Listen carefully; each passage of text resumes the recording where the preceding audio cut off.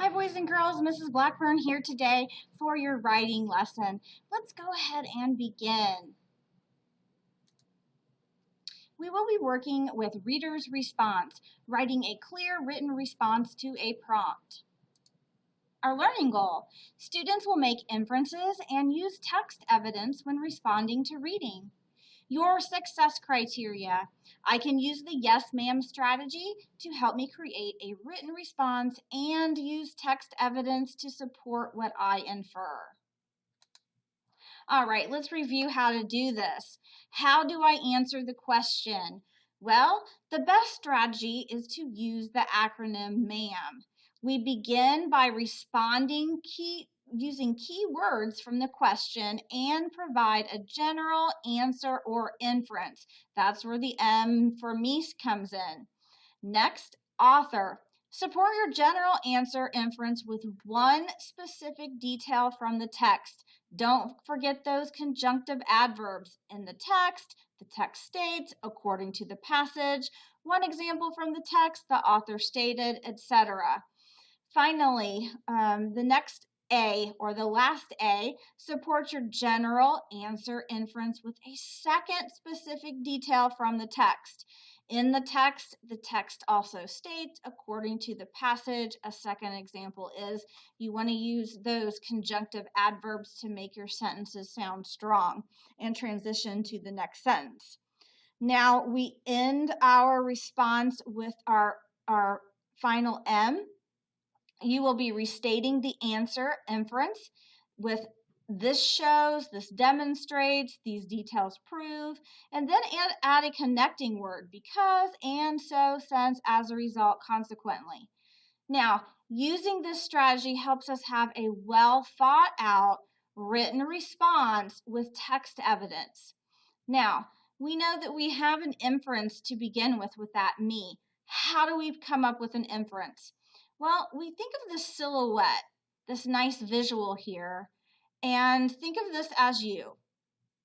So if we had the writing prompt describe Long Arm Ludi's character in the book titled Long Arm Ludi and the First Women's Olympics, when we make an inference, we use what we already know, our background knowledge, combined with what is in the text.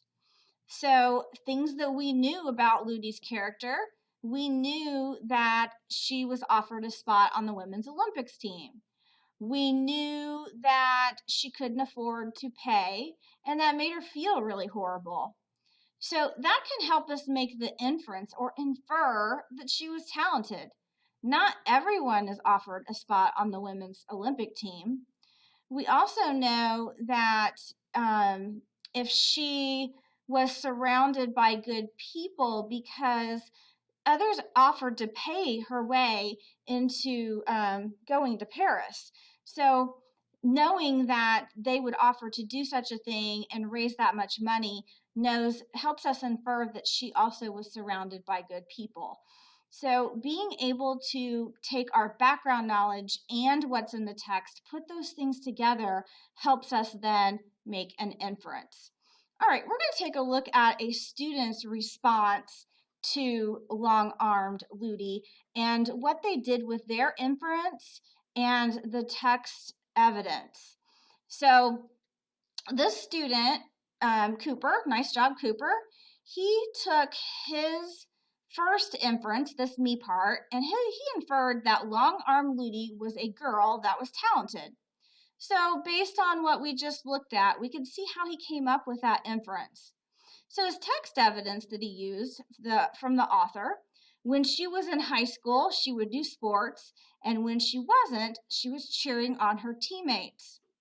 Okay, then his second piece of evidence: when she tried out for shot put, she broke the record, so when she got home every day, she would practice so hard that when she ran, her toes cried for mercy. She would lift weights until her arms were noodles. She would do squats until her feet disappeared. Okay, so he used a few things from the author and has some text evidence to support that what he inferred, that Long Arm Ludi was very talented. So we talked about supersizing this part in the middle, and that's an excellent example of how to do that. Now, he doesn't just stop writing there. We know that we need to wrap up our reader's response with our final inference. And he says, that is how I know that long-armed Ludi was a talented girl, because she would work so hard just to accomplish her dream. So very well written, Cooper. And we know now how to go from just a simple 1 or 2 word response or even one sentence to now we have a well thought out response with inferences and text evidence. So kudos to you, Cooper. So proud of you. Very well done. Now, we've talked about this supersizing with the yes ma'am strategy. I'm going to show you, kind of to get in your head, where we're headed with this. So let's look at this next slide. You can actually use this yes ma'am strategy if you are responding in an essay. Absolutely. So let's say that you have a prompt, and it's not just a simple response that you want, but now you need to answer in more of an essay form. This is how you would organize your response, but in the yes ma'am format. So you're still going to use the same strategies for MAAM, me, author, author, me, but you will have to look at it in a different organized way. You would still have your introductory paragraph. We know what goes in an introduction. And then your next paragraph, this is what your body would look like. Your 3 paragraphs would be in that yes, ma'am organization. So you'd start off with me. You'd provide an inference for reason number 1. Then you'd have your author, your text evidence, another author text evidence, and then your M, explain how the evidence proves the inference or reason. Okay, then you'd go to your next paragraph. You'd have your inference for reason number 2. Then your author text evidence, and then your inference. Explain how the evidence proves the inference or reason for number 2. Then your third paragraph that goes in your essay would be provide your inference for reason 3. Then you can see your text evidence from the text and the author, and then explain how the evidence proves the inference or reason, and then you'd have your concluding paragraph.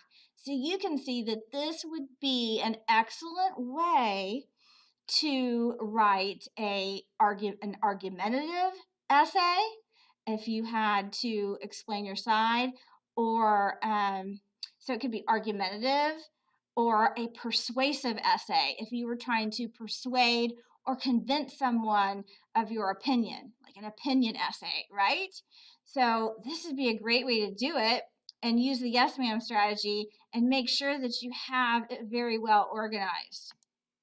So students, one of the things that students really struggle with is how to organize their writing. So this is a great strategy to help you get those ideas organized and well thought out. So in the next couple of weeks, that's what we'll be working on, how to organize our writing and bump it up, like pump it up, actually, from just the one little paragraph that we're writing to now moving on to opinion and persuasive essays, to where we just use that yes ma'am strategy and you become such solid, strong writers. So I'm looking forward to that. Today, don't worry about doing that. You'll have another puzzle piece, and we will be using the book Martin and Mahalia, His Words, Her Song, for your writing prompt. So good luck. I can't wait to see what your answers are. And don't forget to use those transition words and phrases, those conjunctive adverbs. Good luck and have a wonderful day.